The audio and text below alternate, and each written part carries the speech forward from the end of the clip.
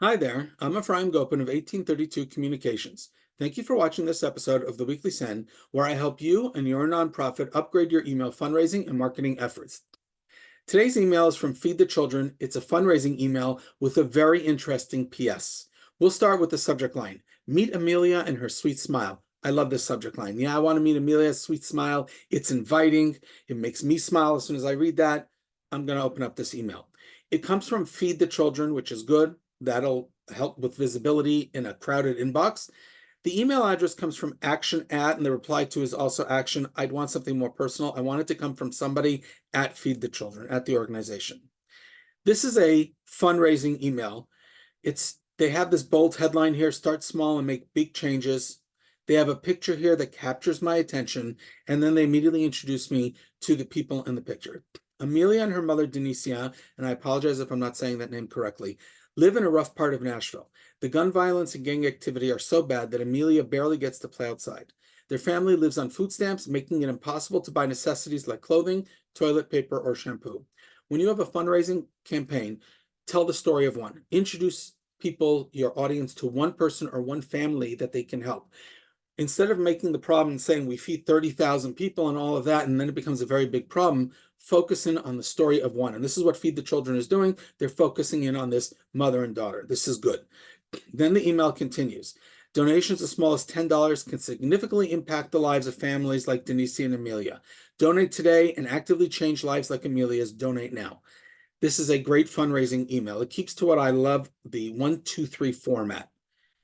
Picture that captures attention, small amount of content, donate now button. 1, 2, 3. Picture, content, call to action button, and people will now donate. However, they add something else which was interesting to me. P.S. Not ready to donate, but want to learn more about Amelia and her journey? Check out her story here. When you have a fundraising email, I always advise clients and organizations I work with to have one call to action, and that's it. And that call to action should focus on donating, giving. Don't have extra calls to action because that confuses your readers and your audience. Should I do this or should I do this or that? What do they want me to do? Focus in your fundraising campaigns with one call to action. However, in this case, Feed the Children acknowledges that not everybody is going to click that donate now button. Not everybody wants to give today, but they want to still engage those readers. So they offer them an alternative to giving. You're not ready to donate, want to learn more about Amelia, you were introduced, you saw the picture, you were introduced to her, check out her story here. For this specific email, it works to have that extra call to action. I wouldn't do it normally, but in this case, it works. The mobile version is very good. Bold headline, picture captures attention, 2 well-spaced, short paragraphs, to the point, donate now, done. This is a good mobile version.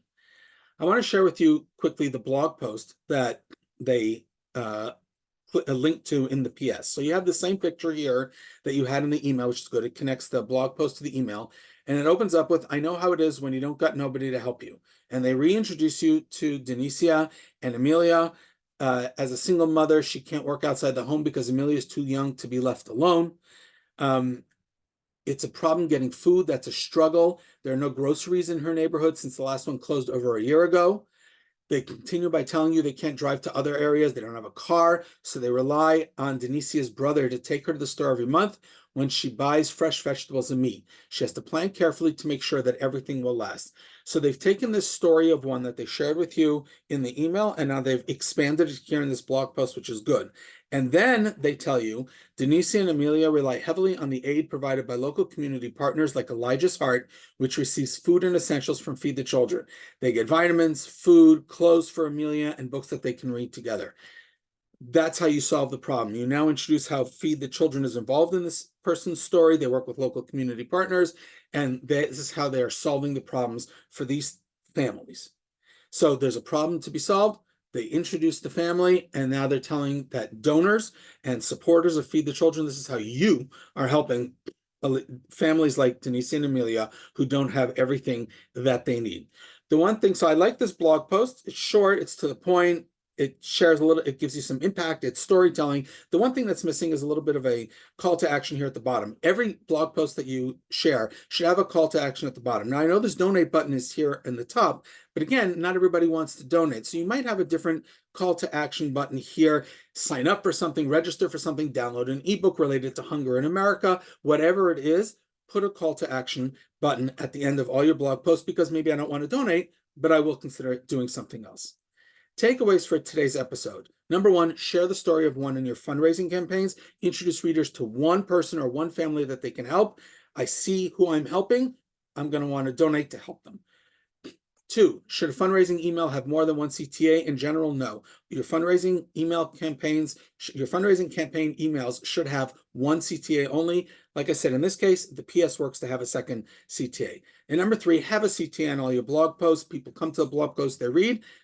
Maybe they're motivated to take action, get them to do something. Thank you for watching this episode of the Weekly Send. We'll see you next episode.